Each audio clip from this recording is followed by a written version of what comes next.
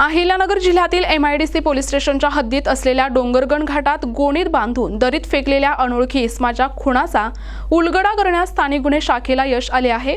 अवघ्या 2 दिवसात पोलिसांनी या गुन्ह्याचा छडा लावत खून करणाऱ्या सख्ख्या भावाला आणि वडिलांना टाकळी मिया येथून जेरबंद केले आहे। दारूच्या नशेत आई वडिलांना होणारी मारहाण या खुनाचे मुख्य कारण असल्याचे तपासात समोर आले असून या घटनेने संपूर्ण जिल्ह्यात मोठी खळबळ उडाली आहे। घटनेची सविस्तर माहिती अशी की 17 फेब्रुवारी 2026 रोजी सकाळी वांबोरी ते डोंगरगण गावच्या शिवारात घाटातील वन विभागाच्या हद्दीत एका 35 ते 40 वर्ष वयोगटातील पुरुषाचा मृतदेह गोणीत बांधलेल्या अवस्थेत आढळून आला। पुरावा नष्ट करण्याच्या उद्देशाने मृतदेह दरीत फेकून देण्यात आला होता। या प्रकरणी MIDC पोलीस स्टेशनमध्ये अज्ञात आरोपींविरुद्ध गुन्हा दाखल करण्यात आला। जिल्हा पोलीस अधीक्षक सोमनाथ घारगे यांनी घटनेचे गांभीर्य ओळखून गुन्हा उघडकीस आणण्याचे आदेश दिले। स्थानिक गुन्हे शाखेचे पोलीस निरीक्षक किरण कुमार कबाडे यांच्या मार्गदर्शनाखाली पोलीस उपनिरीक्षक अनंत सालगुडे आणि त्यांच्या पथकाने तपास चक्र फिरवले। जिल्ह्यातील बेपत्ता व्यक्तींची माहिती संकलित केली असता राहुरी तालुक्यातील टाकळी मिया येथील एक व्यक्ती बेपत्ता असल्याची माहिती पथकाला मिळाली।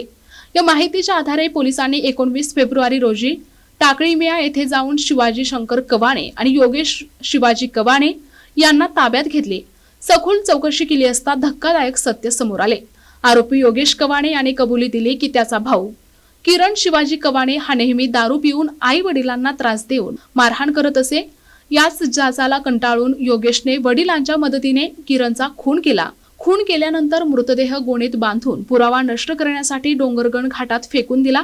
यासाठी वापरण्यात आलेली स्विफ्ट कार पोलिसांनी जप्त केली आहे। दोनही आरोपींना पुढील तपासासाठी MIDC पोलिसांच्या ताब्यात देण्यात आले आहे। ही यशस्वी कारवाई पोलीस अधीक्षक सोमनाथ घारगे यांच्या मार्गदर्शनाखाली पोलीस निरीक्षक किरण कुमार कबाडी, उपनिरीक्षक सालगुडे, पोलीस अंमलदार विष्णू भागवत, दीपक घाटकर, गणेश धोत्रे, फुरकान शेख, आकाश काळे, बाळासाहेब गुंजाळ, अमृत आढाव, प्रशांत राठोड आणि चालक महादेव भांड यांच्या पथकाने केली आहे।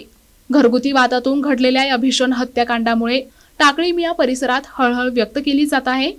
पोलीस या प्रकरणाचा अधिक तपास करत आहेत। प्रतिनिधी भिवसेन टेमकर, NTV न्यूज मराठी, अहिल्यानगर।